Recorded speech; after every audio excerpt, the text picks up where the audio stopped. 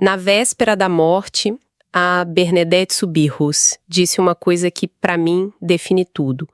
O que escreverem sobre mim, o mais simples será o melhor. Exato. E essa frase já joga a gente direto no paradoxo central que os materiais que a gente analisou tentam decifrar, né? Uhum. Como que uma adolescente do século XIX, pobre, doente, analfabeta, que morava numa cela de prisão abandonada, vira o centro de um fenômeno mundial. Pois é, e a questão que fica martelando quando a gente lê as fontes é essa.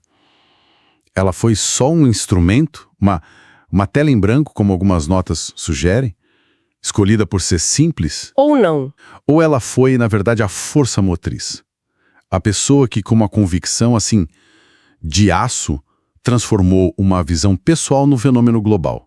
Eu acho que essa é a nossa missão aqui hoje, sabe? Explorar essa tensão. Perfeito. Então vamos mergulhar nisso. A gente vai reconstruir a jornada dela. A infância na miséria, os eventos lá na Gruta de Massabielle, o confronto com as autoridades e, por fim, o legado. Certo. Para começar, me ajuda a visualizar o cenário. A gente ouve e a família ficou pobre, mas o que isso significava de verdade? O que era esse tal de caixote? Então, caixote é a palavra em francês para masmorra. E não é uma metáfora, não. Sério? Sério. A família Soubirous já teve uma vida digna. Eles eram donos de um moinho, o Moinho de Boli, mas aí veio a industrialização, maus negócios. Eles perderam tudo. Foram a ruína total. Nossa. E o único lugar que eles conseguiram para morar de graça foi a antiga prisão da cidade. Uma prisão que foi desacrivada por ser insalubre demais até para os criminosos da época. Peraí. Insalubre demais para presos.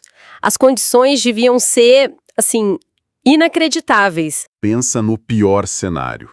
Um cômodo único, escuro, úmido, um cheiro insuportável.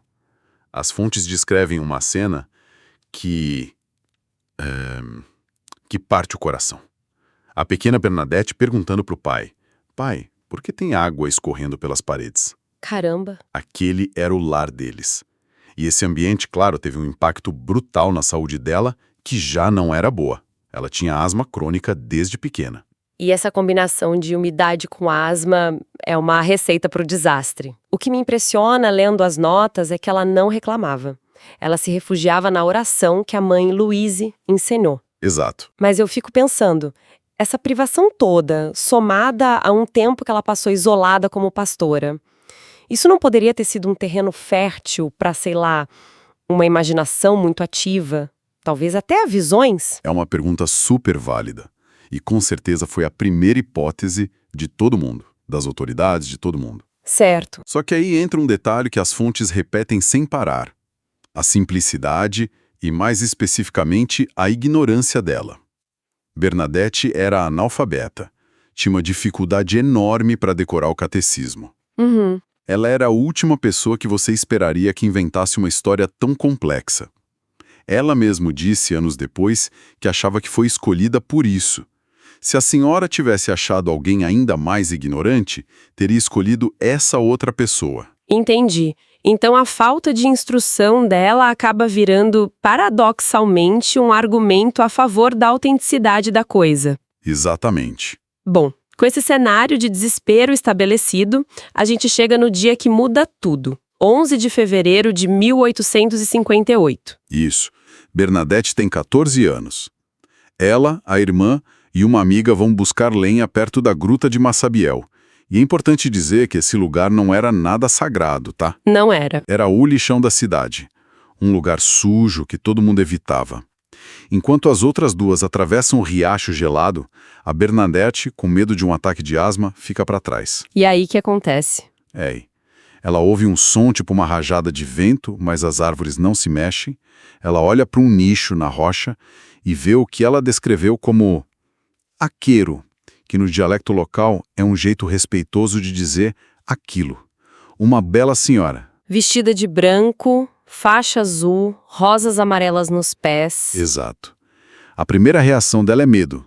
Ela tenta fazer o sinal da cruz, mas a mão não obedece. Só depois que a visão faz o sinal da cruz é que a Bernadette consegue também. Que loucura!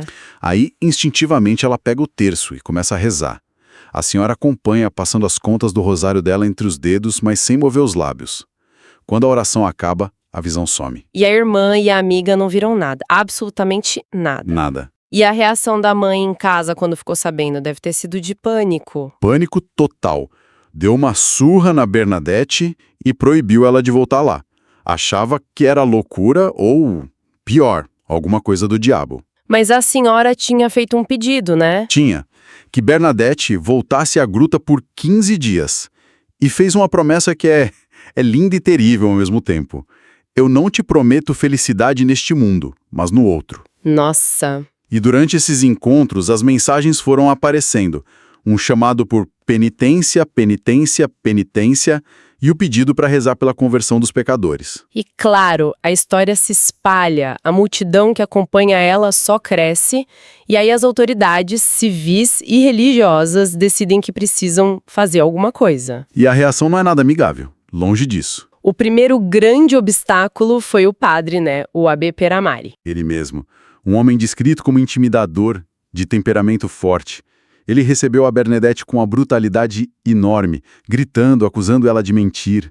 E ele pediu uma prova. Pediu uma prova que para ele seria o fim da história, que a senhora fizesse a roseira selvagem da gruta florescer. Em pleno inverno. E do lado civil foi ainda pior, né? Muito pior. O comissário de polícia, Jacomete, um interrogador experiente, ele fez sessões exaustivas com ela, tentando pegá-la em contradição, ameaçando prender. Ele achava que era farsa. Ou doença mental. E essa acusação é um alente fascinante para a época. O promotor e o prefeito tentaram usar uma lei de alienação mental para internar ela num asilo.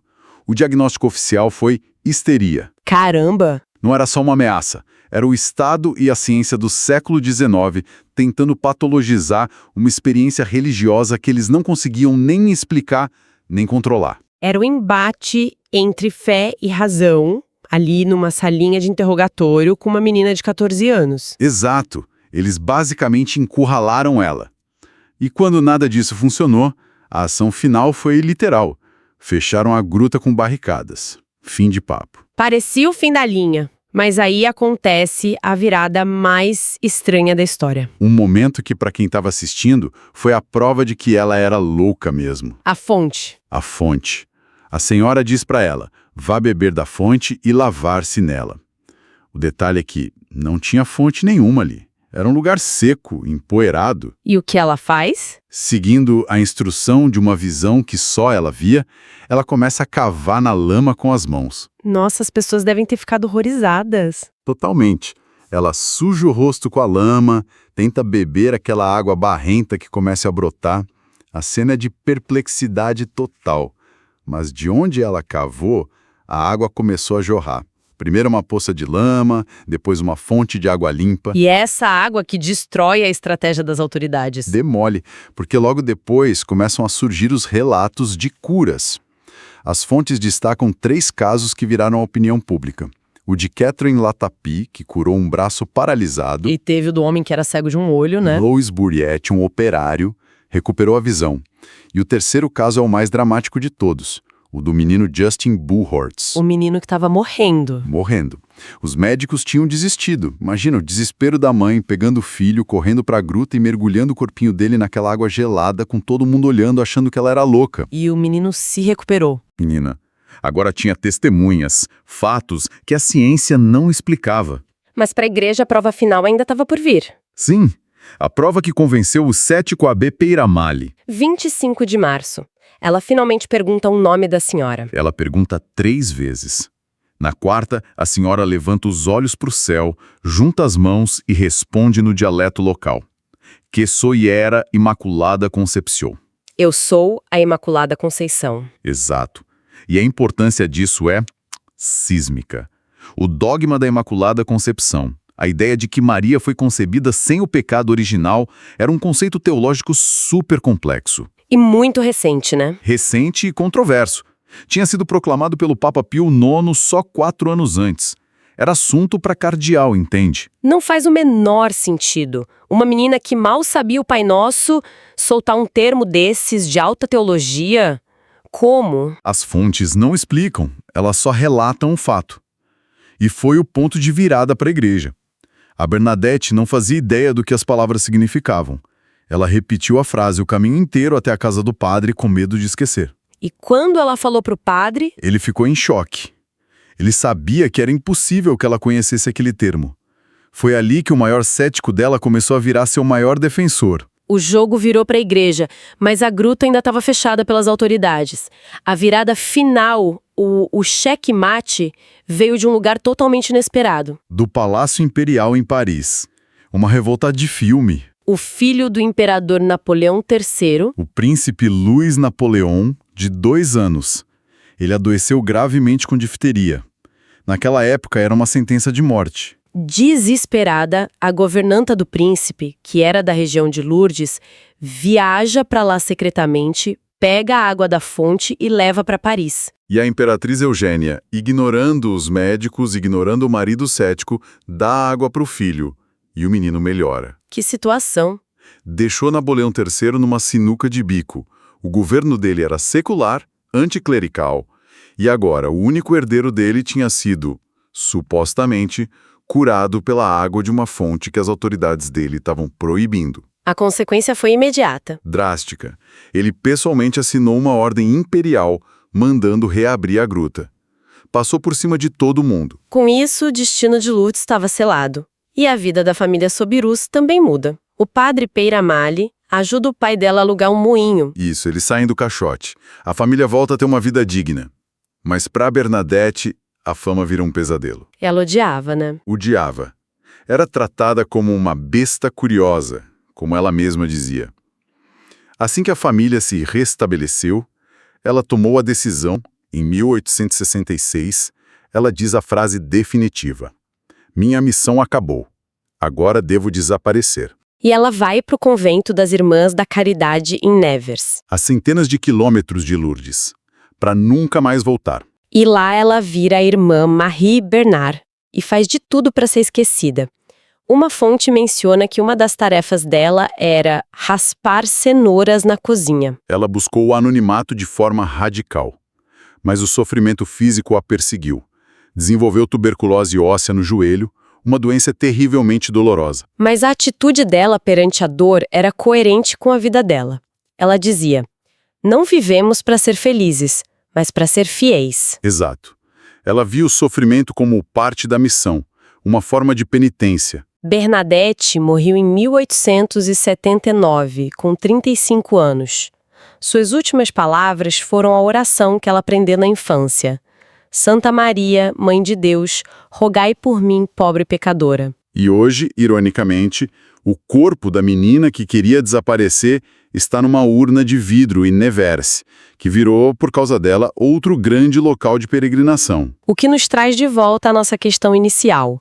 As fontes pintam ela como esse instrumento passivo, a tela em branco. Mas revendo a história, o que a gente vê é uma adolescente que, com uma calma e uma firmeza desconcertantes, não cedeu 1 milímetro. Não cedeu. Nem sob a pressão de policiais, de um padre poderoso, de médicos que a chamavam de louca. Ela nunca se contradisse, nunca hesitou. Simplesmente repetiu o que viu e ouviu, com uma convicção que é inabalável. E isso nos deixa com uma pergunta para pensar.